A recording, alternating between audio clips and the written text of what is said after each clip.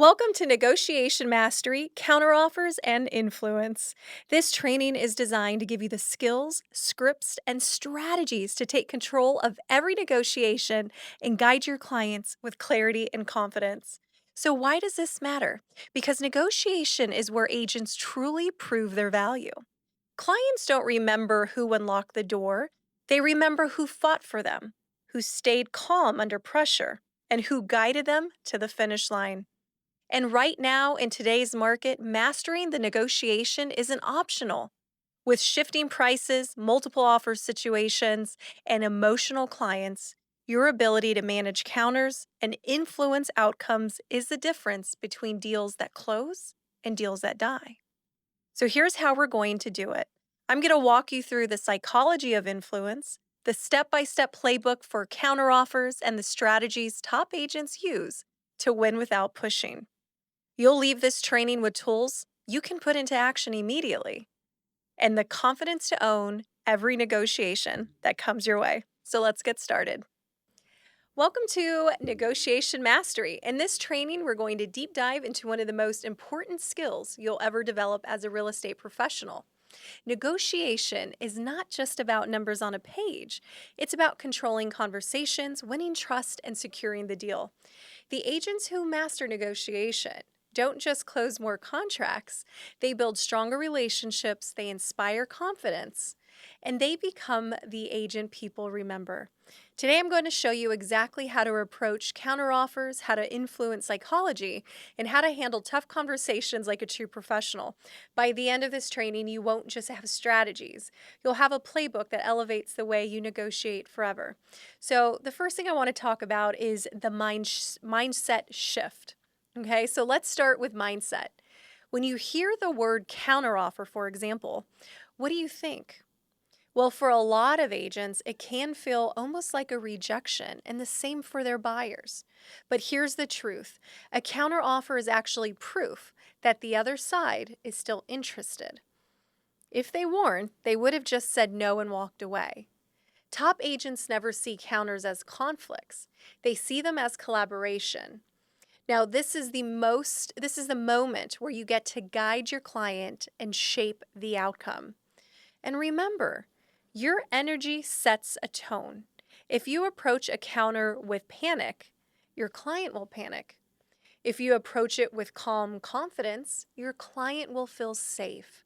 That emotional transfer is real, my friends. Negotiation starts with your mindset, not the paperwork.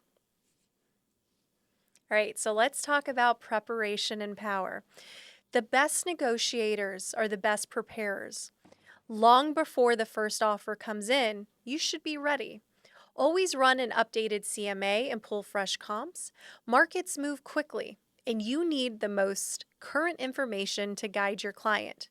For sellers, prepare a net sheet so they can see not just the price, but the actual money that they're going to walk away with. That number carries more weight than anything else. And most importantly, pre-frame your clients. Set the expectation that counters are normal and should be expected. If you tell them that in advance, most offers will involve some back and forth. They won't be surprised when it happens. Preparation builds confidence, and confidence wins negotiations. It's that easy, my friends. Always set expectations up front, so when it actually happens, no one is surprised or upset. Okay, so anchoring in facts. Okay, so facts beat feelings every single time. One of the fastest ways to lose credibility in negotiation is to argue from opinion.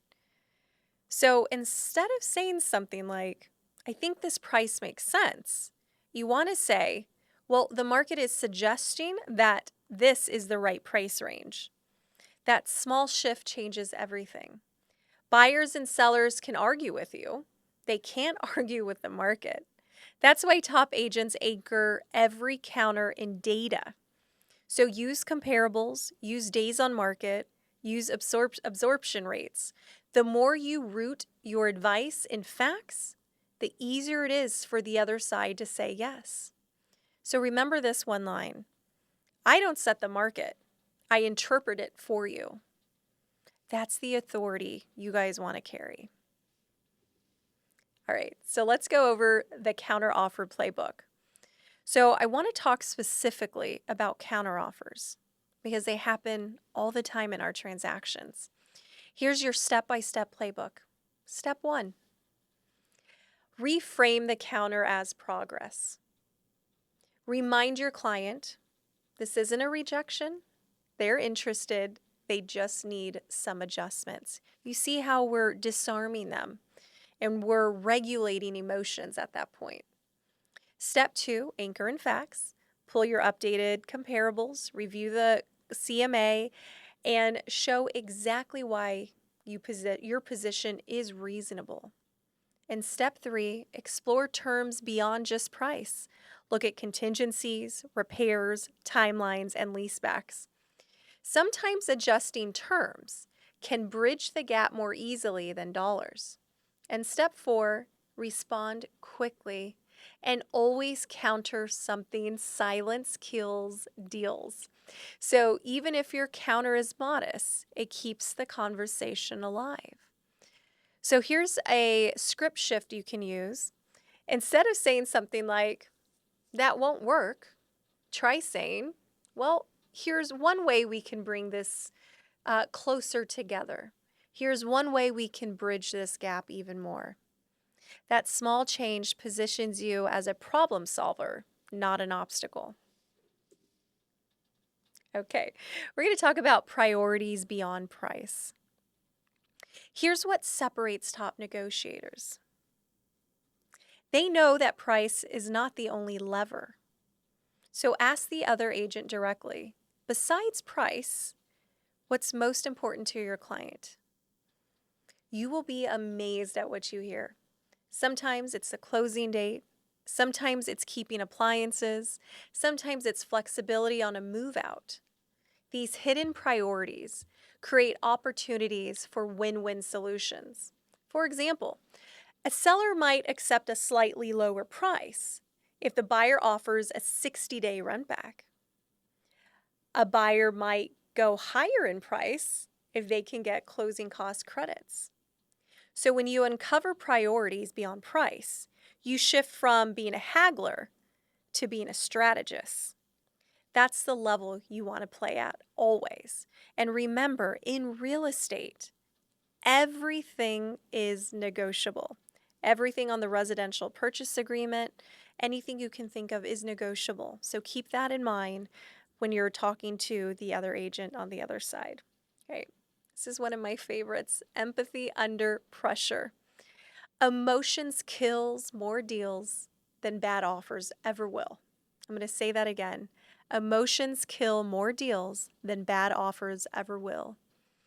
As the agent, one of the biggest values we can bring to our clients is managing all of these emotions while remaining calm ourselves. The process is simple. Acknowledge, reassure, and redirect. Here's an example. If your seller is angry about a lowball offer, say, I know this feels frustrating, and anyone would feel that way. But remember, this buyer is still interested, and that gives us an opportunity to shape the deal. So acknowledging how someone feels diffuses the tension right up front. Reassuring them keeps trust intact, and redirecting back to the data moves the conversation forward. So here's a role play prompt. Imagine your seller just said, this is insulting. I won't even respond to that counteroffer. How would you reframe that?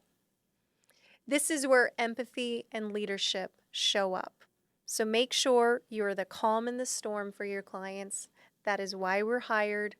That is why we get paid. We have to manage the ship, okay? All right, the psychology of influence. So this is another fun one for me. Negotiation is as much about psychology as it is about the paperwork. So let's look at the science behind influence. Anchoring bias. The first number sets the frame. That's why your initial positioning matters so much. Loss aversion. People fear losing something more than they value gaining it.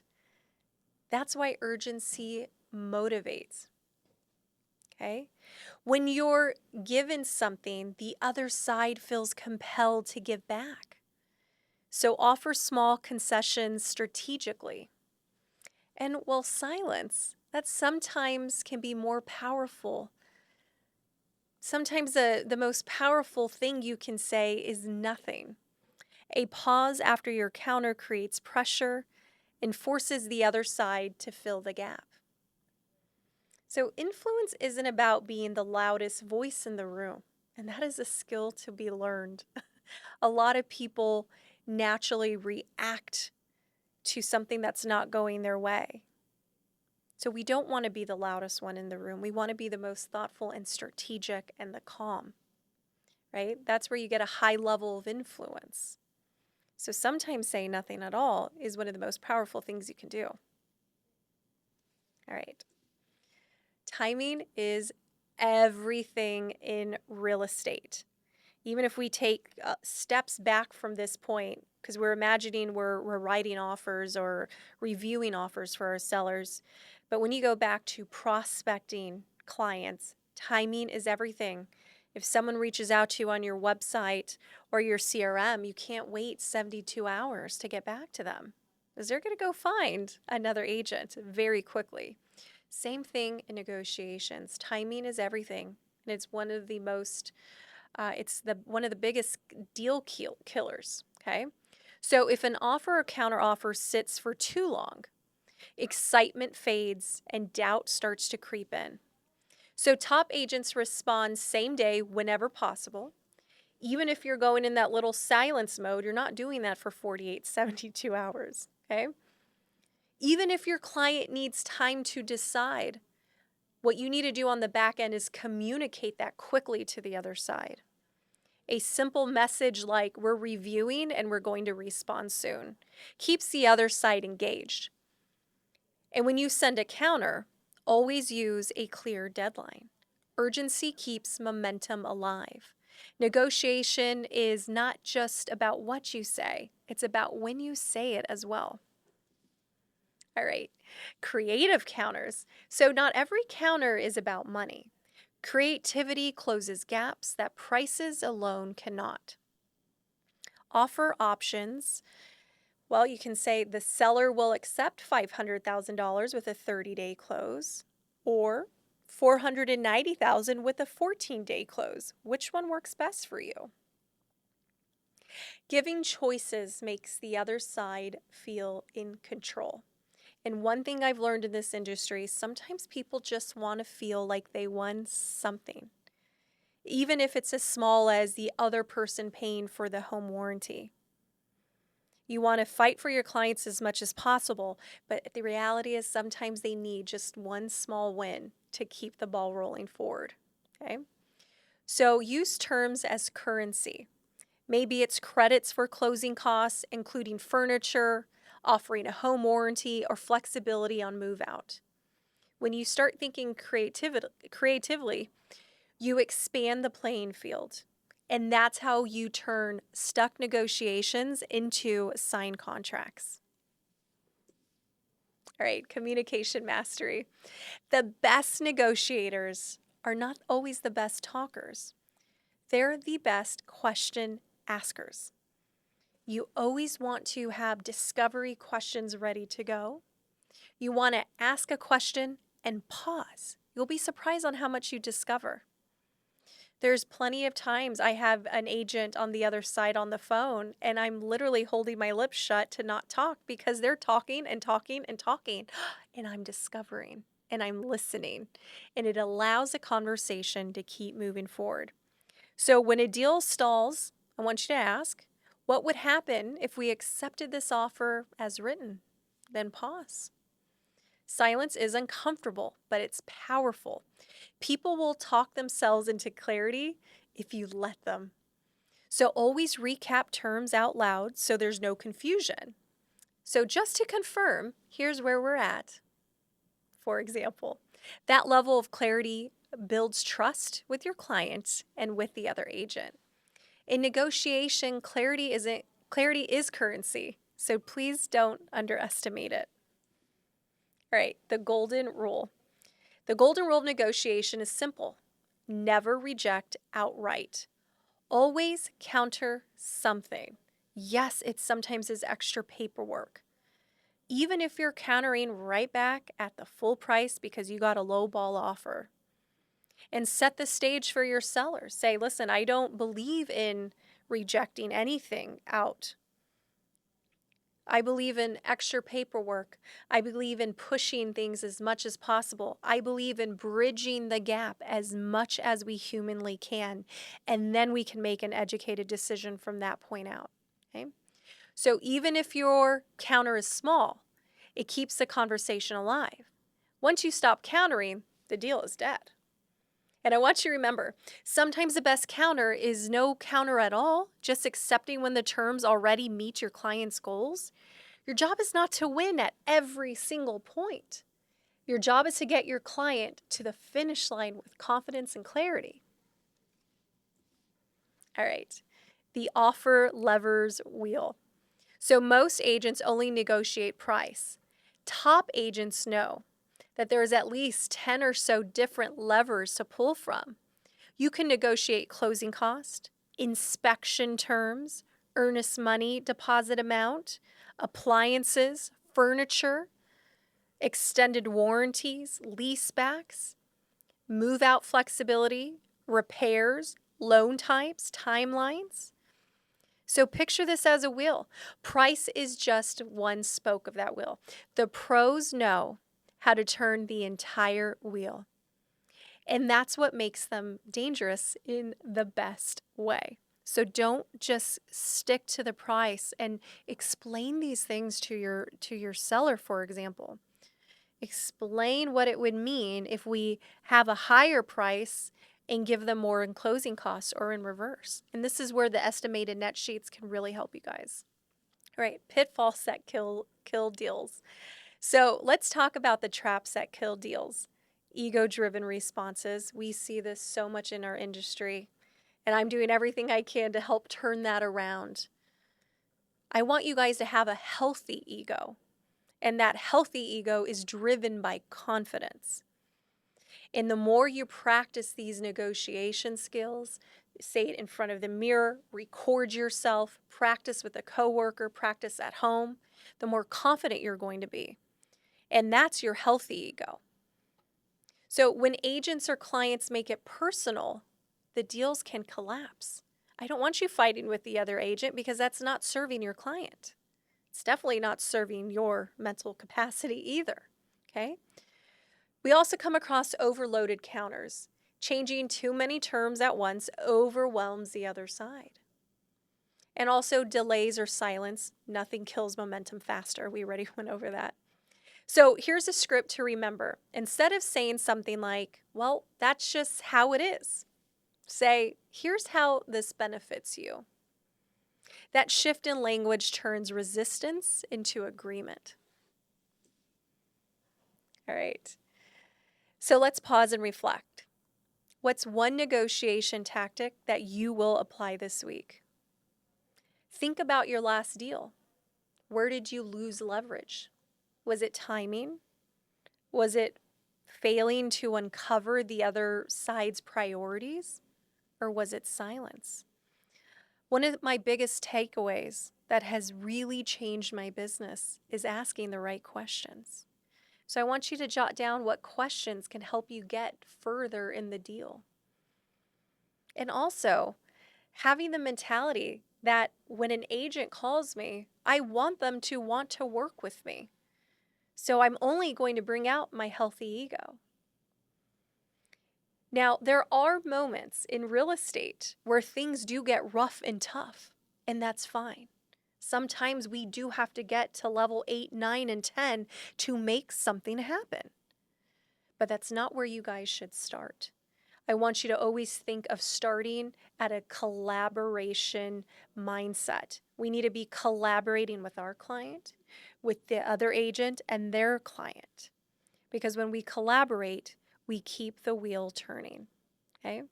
So I want you to write down the one thing that you'll change the next time you negotiate. Then role play presenting a counter with a colleague. The more you practice these moves, the more natural they'll become in real time. All right, so negotiation is where you prove your value. Clients don't remember the paperwork, they remember how you fought for them. They remember that you were calm under pressure, that you thought creatively, and that you guided them with confidence. You don't rise to that level of the market. You rise to the level of your negotiation skills. Be the agent that they never forget. You've just completed negotiation mastery, counteroffers, and influence. You now have the framework, the scripts, and the mindset to elevate how you negotiate. Because the truth is, this isn't about contracts or paperwork, it's about people. It's about guiding clients through the most important financial decision of their lives with clarity, empathy, and leadership. And right now, you have a choice. You can treat negotiation like something you get through, or you can treat it as your stage to shine, the moment where you set yourself apart as a trusted advisor your clients will never forget. So here's what I want you to do: pick one strategy you learned today and use it in the very next negotiation that comes your way. Don't wait until it feels perfect. Use it now, because every time you practice, you're sharpening that skill that will carry your business further than any marketing tool or lead source ever could. So be the calm in the chaos, be the pro who always finds the way, and that's how you win relationships and secure the deal. I'll see you guys in the next training.